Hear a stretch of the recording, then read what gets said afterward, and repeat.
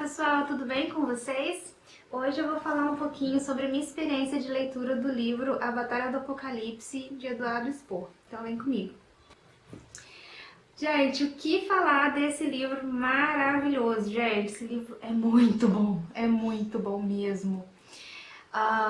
Eu, assim, confesso que o começo da leitura foi um pouquinho arrastada até a página 50, porque é muito nome novo, é muito nome de anjo. É bem complexo você entender o mundo, mas eu creio que isso aconteça com todas as histórias de fantasias bem complexas.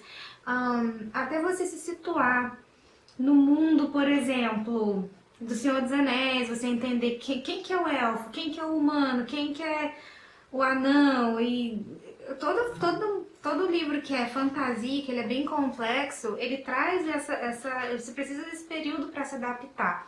E eu acho que é isso que deixa essa obra tão boa. A história, ela fecha direitinho e cada detalhe é importante. Então, assim, eu indico muito esse livro. Cada detalhezinho foi amarrado, nada foi deixado solto, sabe? Ao Deus dará, nenhum personagem, por menor que seja, ficou assim perdido na história. No final, que é surpreendente, eu fiquei assim uns 15 minutos, tipo... Ai, não acredito que isso aconteceu. Não acredito.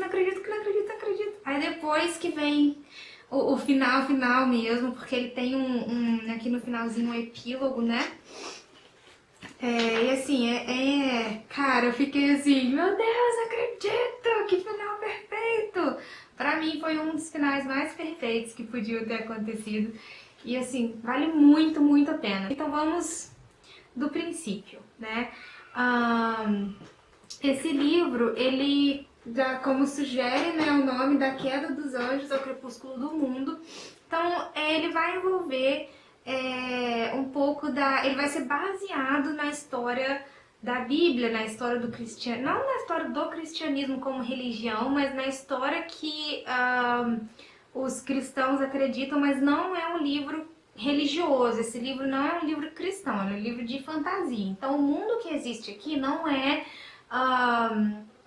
igual, não é um livro que vai ser religioso, mas o Eduardo Spohr, ele faz uma pesquisa muito grande sobre a história, né, religiosa, a história bíblica, e ele cria um mundo adaptado através disso, que eu achei assim impressionante. A riqueza de detalhes, entendeu? Ele não fica nada assim perdido, é tudo muito fechado. Sem contar, gente, que vocabulário maravilhoso, que ele usa uns 500 adjetivos para cada personagem e tem, tipo, uns 20 anjos aqui.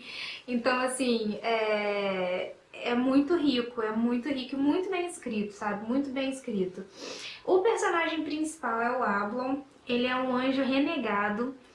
Ele é um anjo renegado porque ele foi sentenciado a viver na Terra junto com os humanos e não pode regressar ao céu que ele morava, porque na história são 7 céus, 7 níveis de céu, cada céu mora uma casta de anjo diferente.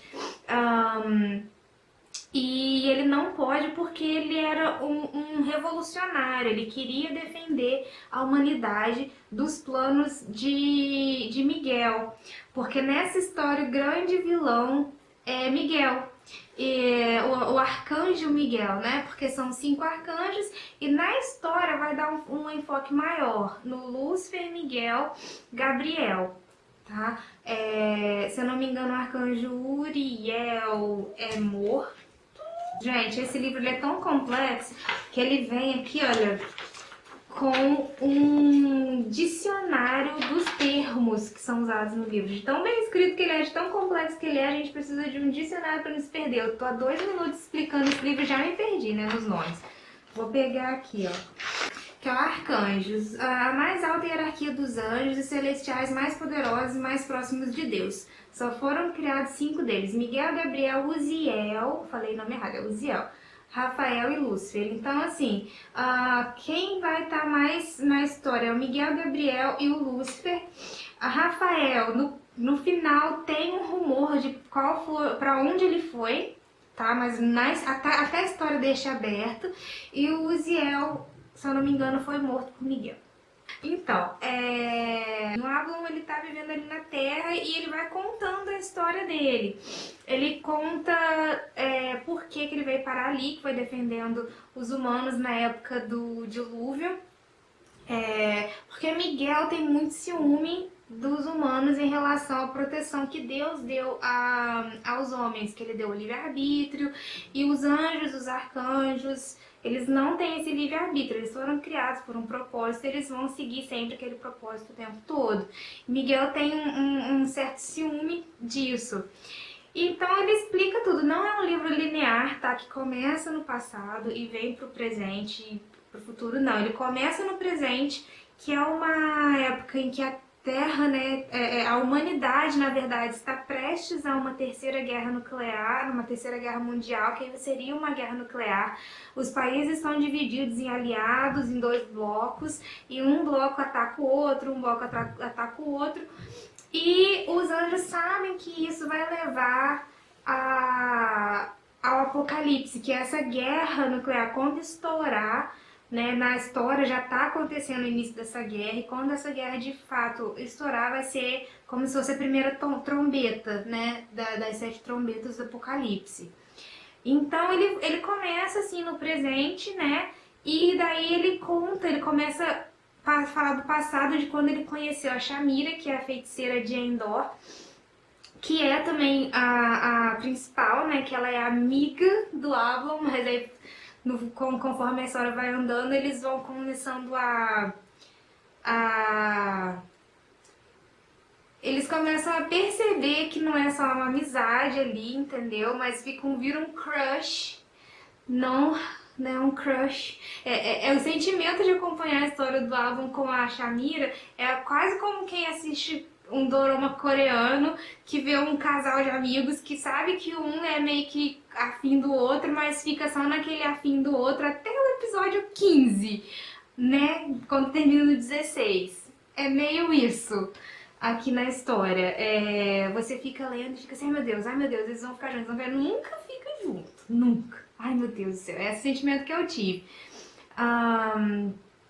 Então ele volta quando ele conheceu a feiticeira, depois ele volta pro presente, aí acontecem umas coisas, aí ele volta pra saga que pra mim é a melhor saga do livro, que é quando ele tem que sair da China e ele vai caminhando pra Jerusalém, né, porque o anjo Natanael avisa ele do nascimento da criança sagrada, que vai acontecer em Jerusalém, então nisso já é, né, no ano 0. Né, o ano quando Maria está grávida, e ele tem aquela missão de ir para Jerusalém para poder acompanhar ali, mas aí acontecem várias coisas no caminho, e daí ele conta a saga todinha, que assim, parece, gente, quando você está lendo o livro, que você está vendo um filme da Marvel, tipo, as imagens passam certinha, não como se você estivesse dentro da história, mas como se você fosse realmente um espectador olhando ali aquela história. E assim, cara, é muito, muito perfeito, muito perfeito. E também eu fico pensando, cara, que a pesquisa que ele fez, porque assim, quando ele descreve as estradas, ele fala dos nomes, fala de como que é. Muita gente fala, quando foi lendo o livro, foi jogando no Google Maps para ver se era isso mesmo. Eu não fiz isso, mas assim, a impressão é de que eu estou vendo os locais que ele vai passando e que as coisas vão acontecendo, que eu estou vendo aquilo ali como um espectador mesmo. Então assim, vale muito a pena. E aí ele volta, a história fica indo no passado para contar alguma coisa importante na vida do Ablon, e depois volta pro presente para poder caminhar pro fim do mundo mesmo, pro apocalipse. E aí, gente, vocês têm que ler esse livro, porque o final é aquilo porque chega num momento que eu, inocente, achei assim, então, tem isso e isso com o Ablon, ele vai fazer isso e isso, e vai ser o herói, e daí vai tudo terminar feliz para sempre.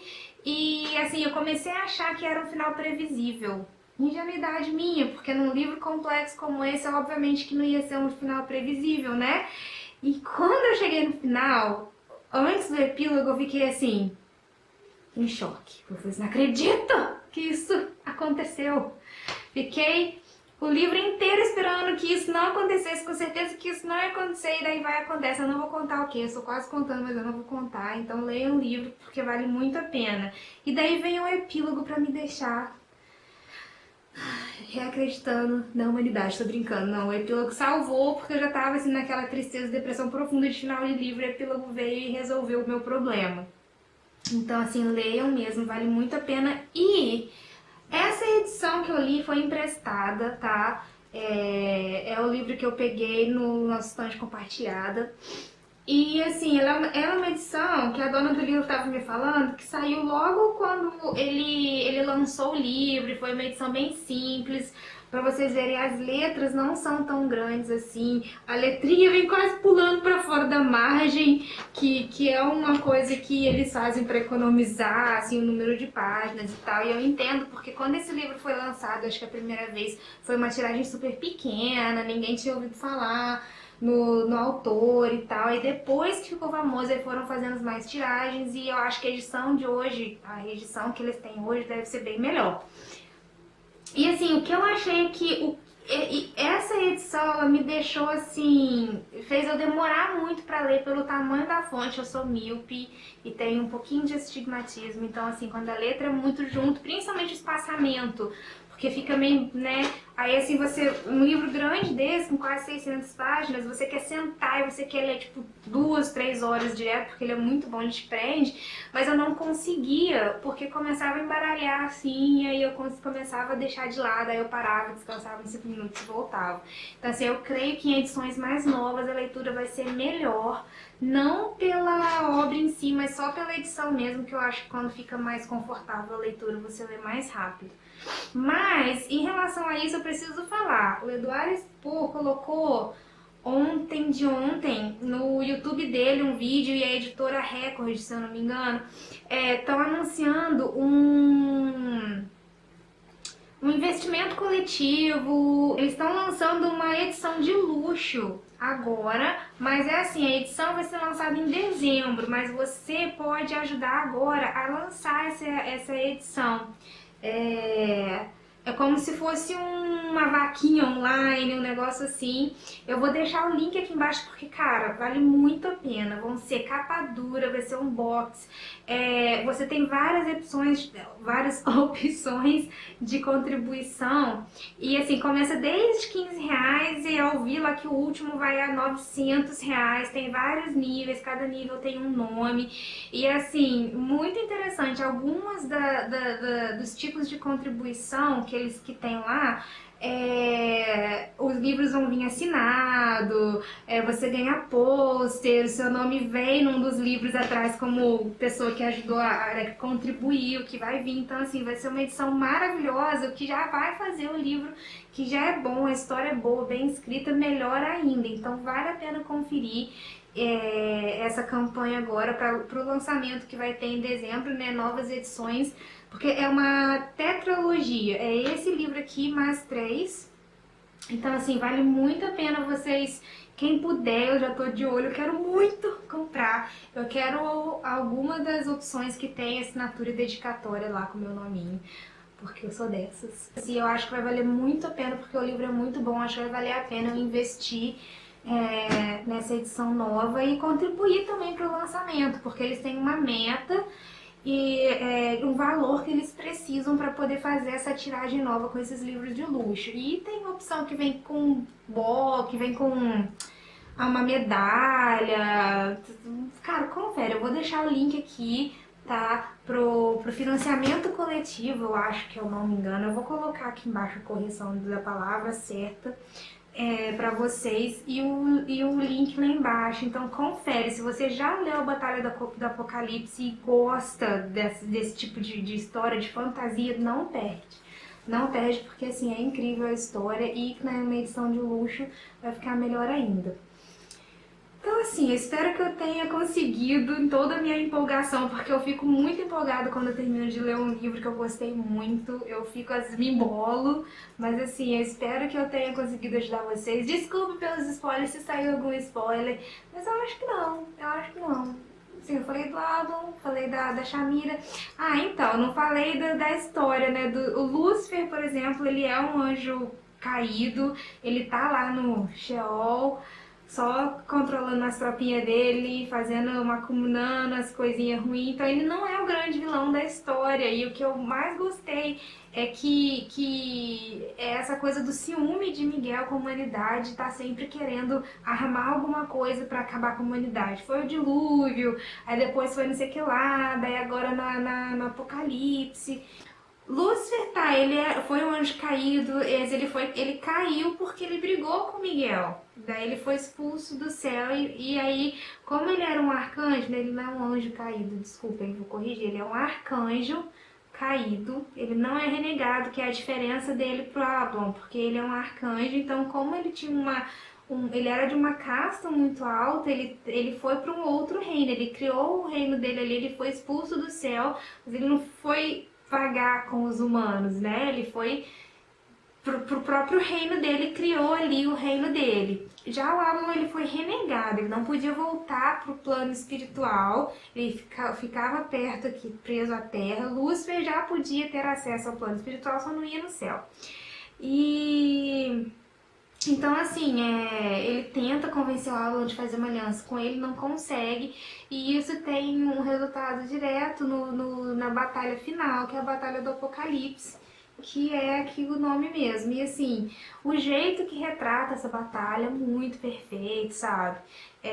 As lutas, e, assim, eu senti mesmo que num certo momento eu achei que ia ser um final muito óbvio, entendeu? O Ablon ia chegar lá, ia ser o herói, ia resolver tudo, ia ficar tudo perfeito, mas tem várias reviravoltas, entendeu? No livro, e é bem complexo, eu gostei muito. E então, assim, espero que eu tenha passado um pouquinho mais de detalhe da história, como ela acompanha a história da Bíblia, né, desde a criação do mundo, que Deus fez a luz, porque antes de existir a luz existiam dois deuses. Iaé, que é Deus, que é o Deus da Bíblia, e uma deusa das trevas. E daí ele criou os arcanjos para poder ajudar a combater essa deusa das trevas e acabou ganhando, então ele ficou soberano sobre o universo, daí ele criou a luz, daí foi e aí ele faz uma analogia aqui no livro da criação do mundo, né, dos 6 dias mais o descanso no 7º dia, com a história. Só que ele faz, mas não são 7 dias de 24 horas, né, são eras da criação do universo. Então, antes do primeiro dia só havia as trevas, e aí teve as batalhas primevas, que foram a batalha dos arcanjos com essa deusa e os seres lá que essa deusa controlava, daí eles ganharam. Daí criou o universo e foi criando. Daí depois, no segundo dia, criou os anjos e vai passando. Aqui no final do livro tem a cronologia certinha, ó. Pra vocês verem a linha do tempo. Deixa eu mostrar por aqui. Como que é certinho, como que é complexo. Aí tem o primeiro dia, segundo dia, terceiro dia, quarto dia. Vai ter spoiler porque eu vou virando aqui os dias. Aqui, ó, o 5º dia que aconteceu, o 6º dia e o 7º dia, que é assim, a maior parte da história, que é a parte da história da humanidade. Aí tem bastante informação, tá vendo? Até o final da história, que é a Batalha do Apocalipse. Então esse livro dessa complexidade, sabe? E é nessa analogia bíblica também que ele faz o tempo todo. Então vale muito a pena você ler, porque o livro tem muitas reviravoltas, mas não é aquelas coisas descabíveis, são as coisas que na história foram muito, muito bem amarradas. No mundo criado ali, tudo é muito bem explicado. Então confere lá, tá? Não perca.